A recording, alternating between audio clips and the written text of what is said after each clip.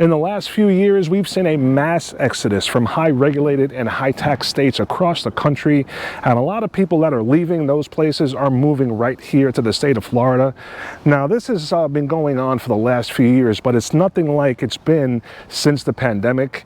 Now, there's a lot of good reasons that people are picking Florida as their destination, but there are some very important things that you need to know about before pulling that trigger, just to make sure that Florida is going to be a good fit for you and your family. And we're going to be talking about 5 of the top things or reasons today. Hey, what's going on, everyone, and welcome to my channel. I put out weekly videos all about real estate and living right here in South Florida as they do the roof.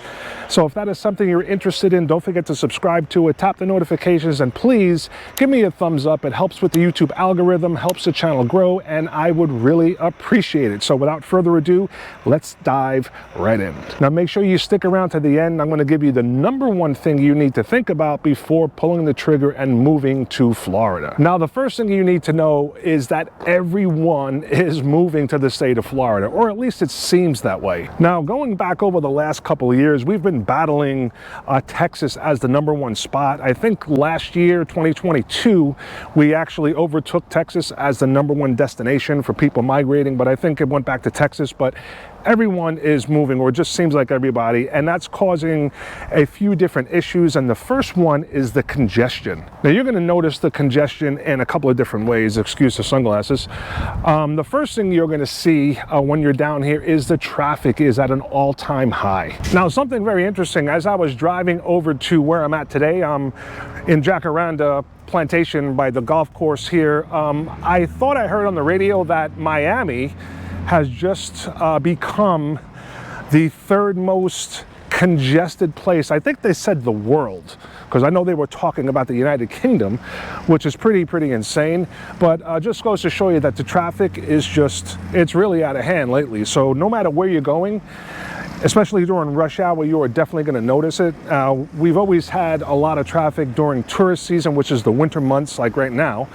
But now it just seems like the traffic is just, getting out of control no matter where or when you drive. Now, as far as this traffic, I still don't think it's as bad as a lot of other places like New York or California or Chicago, but it is getting bad. Another thing you're going to notice with the congestion is just all the construction and building that's going on here. Now, one problem we're having was with all the migration and all the people moving over here, there's just not enough place to put them. So there's buildings popping up everywhere. I don't care what city you're in, and a lot of these buildings and these complexes are rental complexes. Now, one thing I know is that the people that live here and the locals are not very happy about these rentals. All you have to do is go on any of the Facebook groups or look at the articles written in the paper, and a lot of the neighbors are complaining about that because of the way they look, and it's definitely changing the area. So congestion is a big one. Now, definitely another thing you need to know about is the weather. Now, right now it is absolutely gorgeous out, a little bit bright,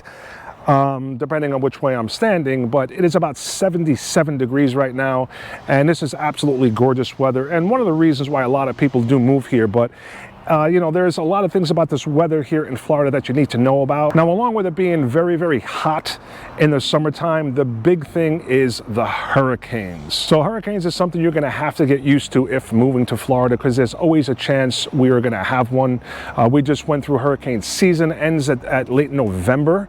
And we had a pretty bad one this year, but that was more on the west side, Fort Myers area. So, depending on where you are, if you're anywhere in Southeast Florida on the coast or Southwest Florida, you always have, that chance of being hit directly or being affected. If you're a little more inland, Orlando or towards the center of the state, you don't have to worry about it too much.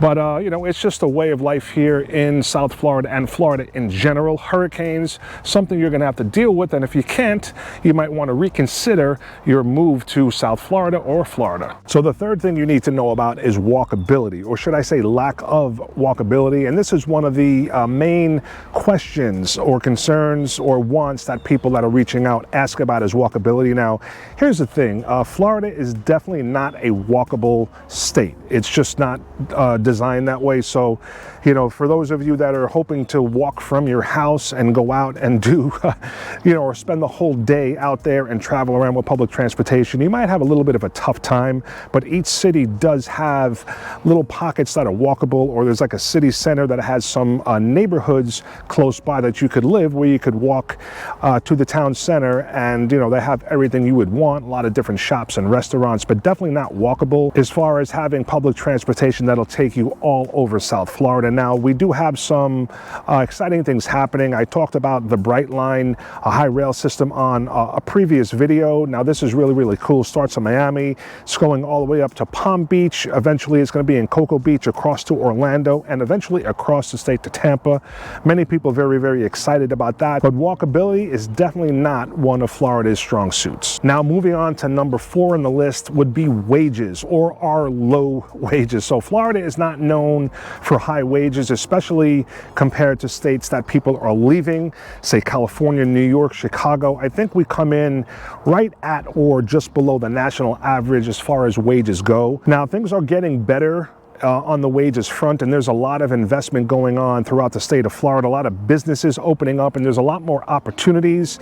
Our biggest sectors as far as jobs would be healthcare and hospitality, but there's a lot of other sectors moving in. Financial sector, the aviation sector is very big in transportation, but things are looking up as far as the wages. And again, there's a lot of investment, a lot of companies moving here, and Florida is a great place to open a business and run a business, but wages were on the lower end, and that is definitely another thing you're going to have to know about when moving to the state of Florida. And we're going to round this out with the number 1 thing you need to know about moving to Florida, and that is the cost of living has gotten very, very high. Now, historically, Florida has been the place where a lot of people, when they retire or they want to move to some place because it's much cheaper, and it still is compared to a lot of these other states, the high taxed, you know, high regulated states that people are moving from. Definitely the cost of living is lower than those places. I'm talking Chicago, I'm talking California, Seattle, New York, New Jersey, but the cost of living here in the state of Florida has gotten, you know, pretty high, especially right here in South Florida. I think South Florida is the highest throughout the state as far as cost of living, so you're definitely going to notice that.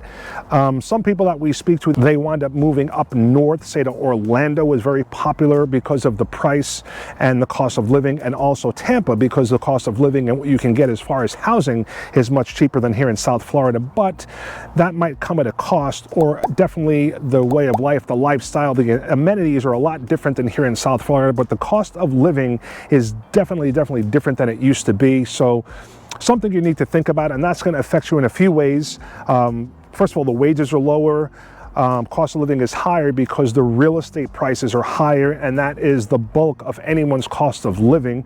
Also, taxes, property taxes. I'm not talking about payroll tax or state tax, I'm sorry, because we don't have any, which is a pro and a good thing, and one of the reasons why a lot of people are moving here. But as far as homeowners insurance, that's high as well because of the storms, and property taxes is also high. So cost of living is definitely high on the list, and something you absolutely need to know before pulling that trigger and moving here to the state of Florida. Okay guys, we're gonna wrap it up right there. It's getting a little bit hot out here, although it is a beautiful 77 degrees. If you're going to be out here in the sun, not sure if you can see it, you will sweat. But hopefully I gave you something to think about. I appreciate you watching. If you have any questions about any real estate or buying or selling anything in the South Florida area, I would love to be your real estate resource.